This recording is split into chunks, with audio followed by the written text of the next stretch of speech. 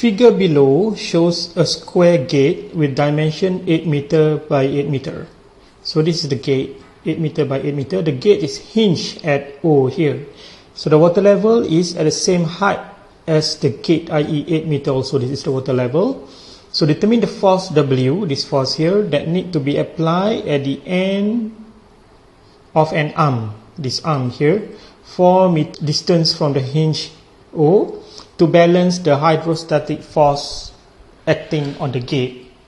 So there will be hydrostatic force acting on this gate here. Since the water is on this side, the hydrostatic force will be acting on this side. So in order to calculate the magnitude of the hydrostatic force, if we view the gate from this direction here, so the gate is actually a square gate, 8 meter by 8 meter.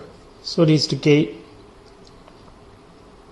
8 meter by 8 meter. So the first things that we need to find out is the center of gravity of this surface here.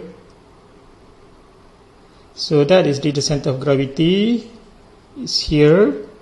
So this is actually the COG. So if that is COG, we know that this is what we call the H bar. And the force will be acting slightly below this direction here, and it will be acting through this point here, where this is what we call COP, center of pressure. The magnitude of the hydrostatic force FH is given by rho g H bar A. So in our case, H bar is actually the vertical distance from the center of gravity to the water level. So this is 8 meters, so halfway is 4 meter. Whereas the area of the gate is 8 by 8, so 64 meters squared. So from there we can directly calculate the hydrostatic force. So it's just rho 10 to the 3, 9.81, H bar is 4, and then A is 64, and that gives us 2511.36. Next we can calculate YCP, this distance here.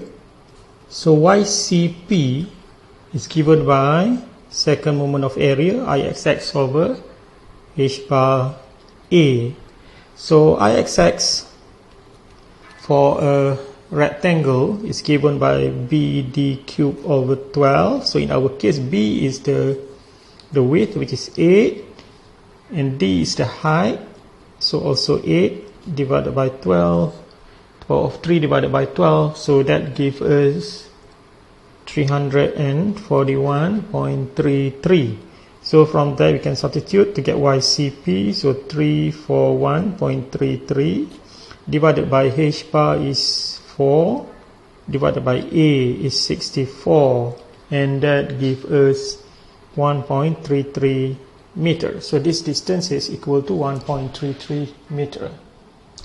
So after calculating the magnitude of the hydrostatic force and the line of actions, so now we can actually calculate W by taking moment about O. So the moment has to be balanced.